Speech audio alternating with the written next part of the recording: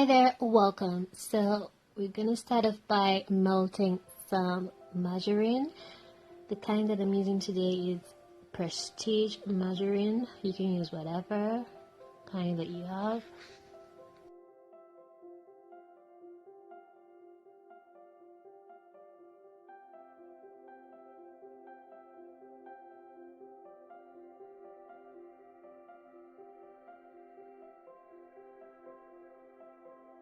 Turn the heat off, and then in a bowl crack open 2 eggs.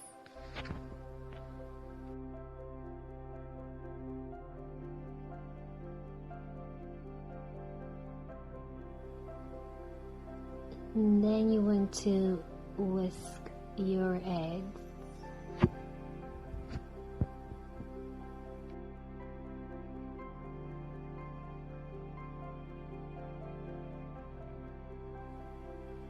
And then we're gonna add a bit of sugar.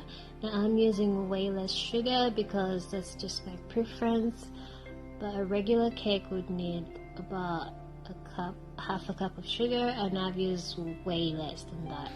Anyways, just mix that together.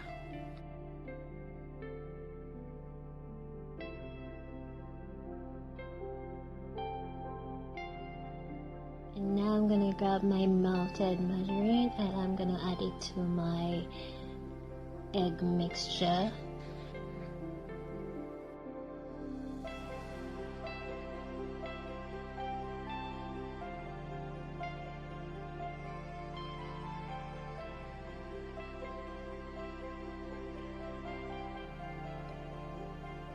And again, you want to mix that in properly.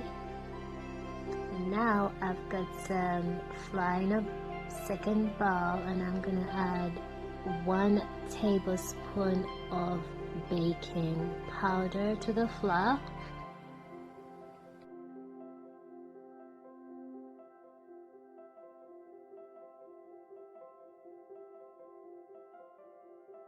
You want to make sure the baking powder is mixed properly with the flour.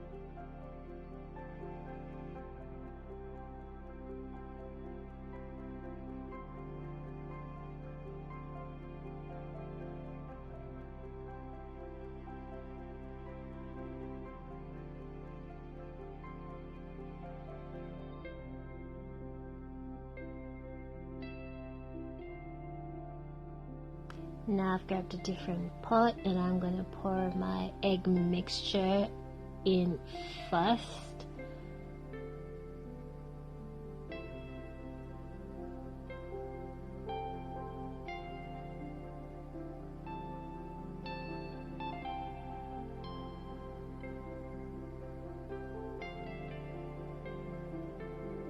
And then I'm going to add the flour in bit by bit, not all at once.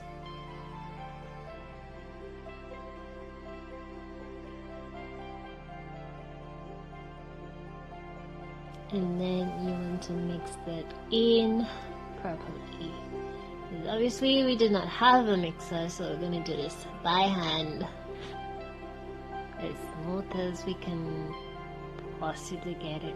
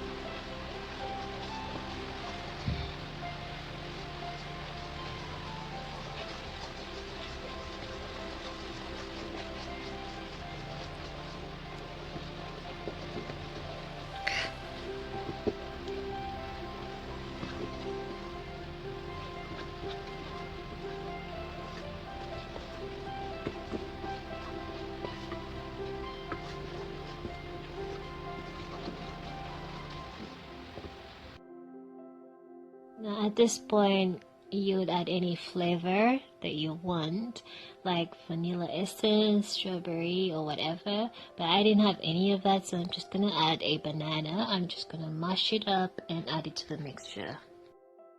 So essentially, this is a banana cake, even though it doesn't have that many bananas.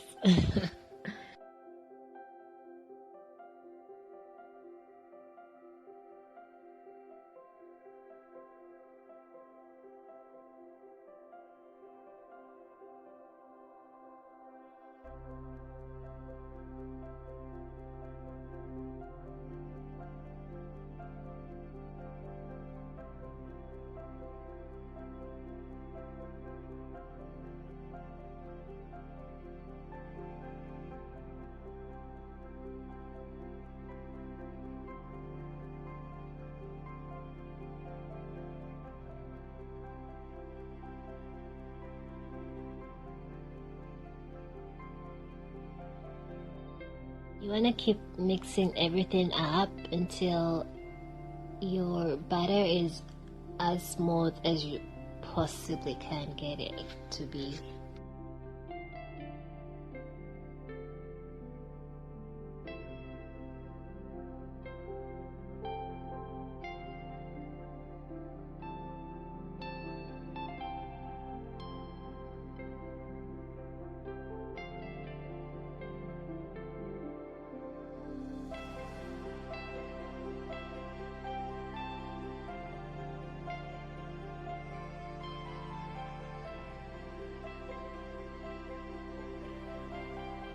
Okay, so right now I've got some parchment paper and a very small saucepan that I want to line up with the parchment paper.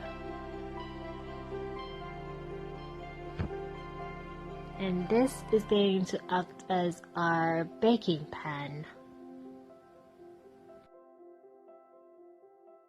If you don't have parchment paper, that's okay as well. All you have to do is grease your pan, your saucepan or your baking pan. Just put some margarine all around it, like the entire thing, so that your cake does not stick to the sides.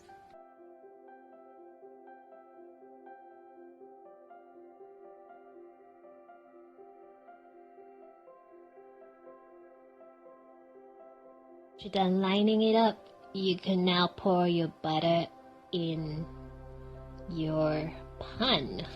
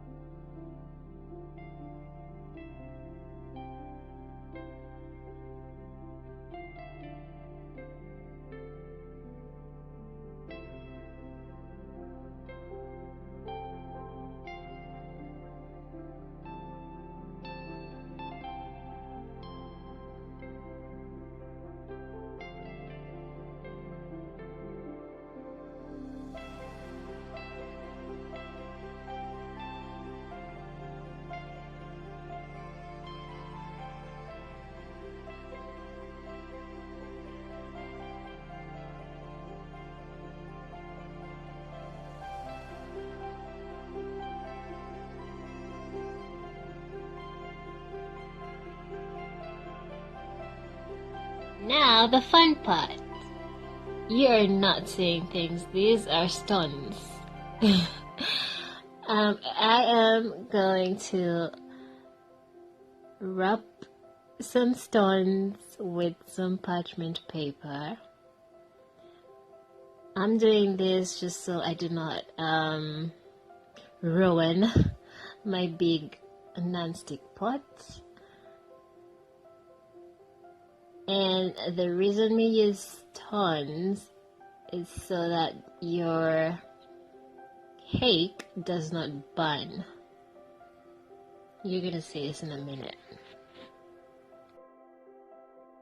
Now, instead of stones, you can use a metallic cake stand if you have one, but I didn't have one, so I improvised. Anyway, here is my large pot that I'm gonna use. The first thing that I'm gonna do is add some salt to it. Now the salt is literally the main thing.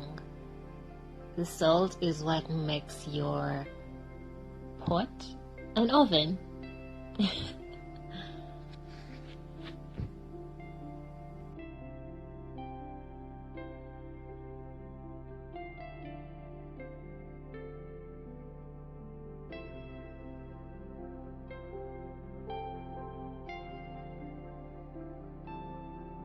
All you need is enough to cover the bottom of the pan. I realized I had put way too much, so I took some of it out.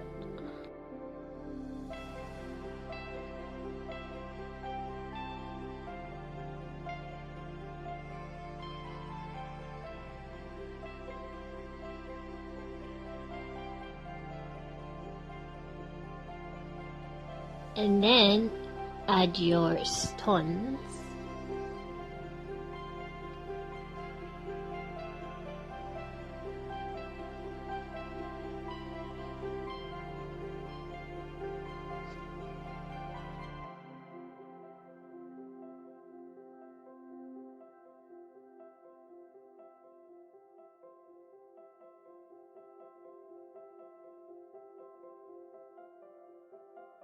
And test your baking pan and see if everything fits right. I did this, and what I noticed was their stones were too big, so I had to take some of them out, and I ended up using just one stone. Anyways, just like any oven, you need to preheat.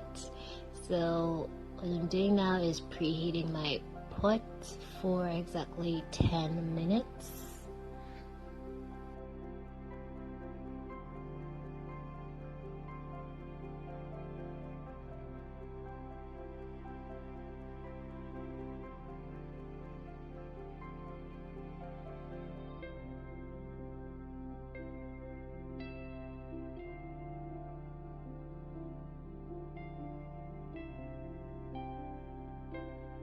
This is when I realized the 3 stones were too big, and then I decided to use the 1 stone in the middle, and I added my baking pan onto it and covered the pot. Now I'll let this cook on the lowest heat for 1 hour.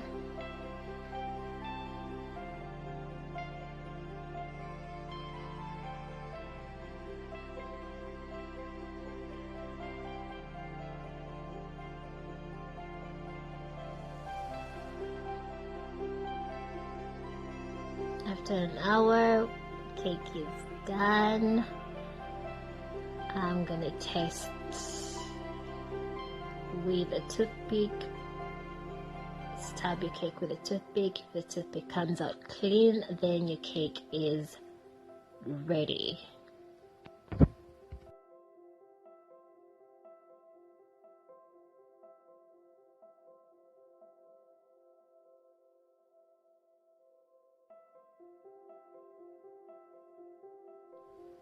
And that's it, guys. This is a cake. Bear in mind I've stabbed it 1,000 times with a toothpick, but ignore that. Anywho, this is me cutting it open. It's still hot. I was way too excited to let this cool. But it came out great and tasted absolutely amazing.